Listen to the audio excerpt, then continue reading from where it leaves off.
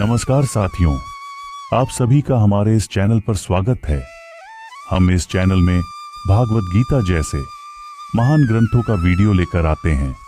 गीता सार एक ऐसा सार है जो पूरे आपके जीवन को परिवर्तन कर सकता है। इसके सुनने मात्र से ही और इसे सुनकर अपने जीवन में अनुसरण करके आप अपने जीवन को धन्य बना सकते हो और मोक्ष की प्राप्ति हेतु आगे बढ़ सकते हो। इस वीडियो में हम भागवत गीता के 18 अध्यायों में से 9वें अध्याय को आप सभी को परोस रहे हैं। कृपया वीडियो में अंत तक बने रहे। अध्याय 9, परम गुह्य ज्ञान।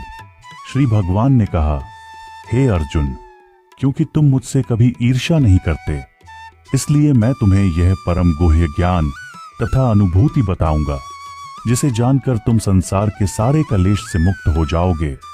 यह ज्ञान सब विद्याओं का राजा है, जो समस्त रहस्यों में सर्वाधिक गोपनीय है।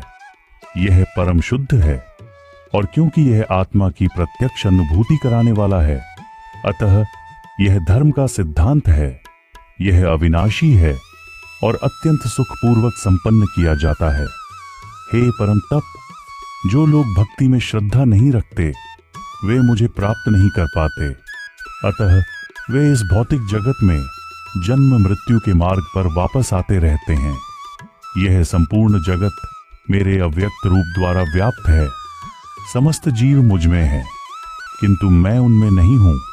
तथापि मेरे द्वारा उत्पन्न सारी वस्तुएं मुझ में स्थित नहीं रहती। जरा मेरे योग्य ऐश्वर्य को देखो। यद्यपि मैं समस्त जीवों का पालक हूं और सर्वत्र व्याप्त हूं, लेकिन मैं इस विराट अभिव्यक्ति का अंश नहीं हूं, क्योंकि मैं सृष्टि का कारण स्वरूप हूं। जिस प्रकार सर्वत्र प्रवाहमान प्रबल वायु सदैव आकाश में स्थित रहती है, उसी प्रकार समस्त उत्पन्न प्राणियों को मुझ में स्थित जानो। हे कुंती पुत्र, कल्प का अंत होने पर सारे प्राणी मेरी प्रकृति में प्रवेश करते हैं, और अन्य कल्प के आरंभ होने पर मैं उन्हें अपनी शक्ति से पुनः उत्पन्न करता हूं। संपूर्ण विराट जगत मेरे अधीन है। यह मेरी इच्छा से बारंबार स्वतः प्रकट होता रहता है और मेरी ही इच्छा से अंत में विनष्ट होता है। हे धनंजय, यह सारे कर्म मुझे नहीं बांध पाते हैं। मैं उदासीन की भांति इन सारे भौतिक कर्मों से सदैव विरक्त रहता हूं। हे कुंती पुत्र, यह भौतिक प्रकृति मेरी शक्तियों में से एक है और मेरी अध्यक्षता में कार्य करती है, जिससे सारे चर तथा अचर प्राणी उत्पन्न होते हैं। इसके शासन में यह जगत बारंबार सजित और विनष्ट होता रहता है। जब मैं मनुष्य रूप में अवतरित होता हूं, तो मूर्ख मेरा उपहास करते हैं। वे मुझ परमेश्वर के दिव्य स्वभाव को नहीं जानते। जो लोग इस प्रकार मोहग्रस्त होते हैं, वे आसुरी तथा नास्तिक विचारों के प्रति आकृष्ट रहते हैं। इस मोहग्रस्त अवस्था में उनकी मुक्ति आशा, उनके काम कर्म तथा ज्ञान का अनुशीलन सभी निष्फल हो जाते हैं। हे पार्थ, मोह मुक्त महात्मा जन दैवी प्रकृति के संरक्षण में रहते हैं। वे पूर्णतः भक्ति में निमग्न रहते हैं, क्योंकि वे मुझे आदि तथा अविनाशी भगवान के रूप में जानते हैं। यह महात्मा मेरी महिमा का नित्य कीर्तन करते हुए, दृढ़ संकल्प के साथ प्रयास करते हुए, मुझे नमस्कार करते हुए भक्ति भाव से निरंतर मेरी पूजा करते हैं। अन्य लोग जो ज्ञान के अनुशीलन द्वारा यज्ञ में लगे रहते हैं, वे भगवान की पूजा उनके अद्वय रूप में, विविध रूपों में तथा विश्व रूप में करते हैं। किंतु मैं ही कर्मकांड, मैं ही यज्ञ, पितरों को दिया जाने वाला तर्पण, औषधि, दिव्य ध्वनि, घी, अग्नि तथा आहुति हूं। मैं इस ब्रह्मांड का पिता, माता, आश्रय तथा पिता में हूं। मैं झेय शुद्धि करता तथा ओंकार हूं। मैं ऋग्वेद, सामवेद तथा यजुर्वेद भी हूं। मैं ही लक्ष्य पालन करता, स्वामी, साक्षीधाम, शरणस्थली तथा अत्यंत प्रिय मित्र हूं।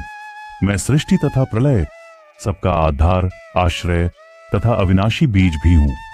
हे अर्जुन, मैं ही ताप प्रदान करता हूं और वर्षा को रोकता तथा लाता हूं। मैं अमृत्य हूं, और साक्षात मृत्यु भी हूं। आत्मा तथा पदार्थ दोनों मुझी में है।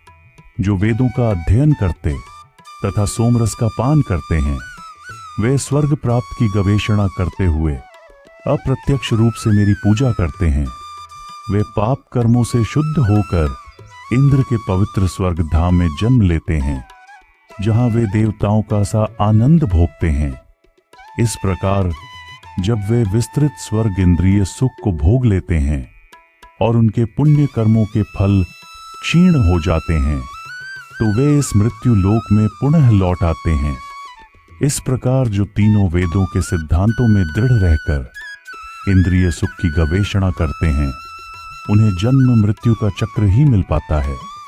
किंतु जो लोग अनन्य भाव से मेरे दिव्य स्वरूप का ध्यान करते हुए निरंतर मेरी पूजा करते हैं, उनकी जो आवश्यकताएं होती हैं उन्हें मैं पूरा करता हूं और जो कुछ उनके पास है उसकी रक्षा करता हूं। हे कुंती पुत्र, जो लोग अन्य देवताओं के भक्त हैं और उनकी श्रद्धा पूर्वक पूजा करते हैं, वास्तव में वे भी मेरी ही पूजा करते हैं, किंतु वे यह त्रुटिपूर्वक ढंग से करते हैं। मैं ही समस्त यज्ञों का एकमात्र भोक्ता तथा स्वामी हूं।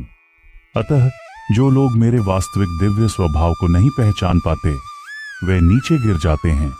जो देवताओं की पूजा करते हैं, वे देवताओं के बीच जन्म लेंगे। जो पितरों को पूजते हैं, वे पितरों के पास जाते हैं। जो भूत प्रेतों की उपासना करते हैं, वे उन्हीं के बीच जन्म लेते हैं। और जो मेरी पूजा करते हैं, वे मेरे साथ निवास करते हैं।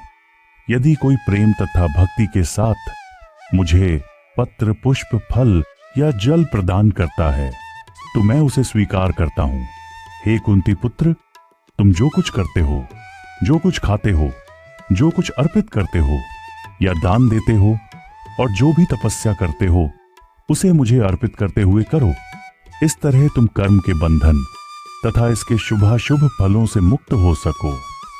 इस संन्यास योग में अपने चित्त को स्थिर करके तुम मुक्त होकर मेरे पास आ सकोगे।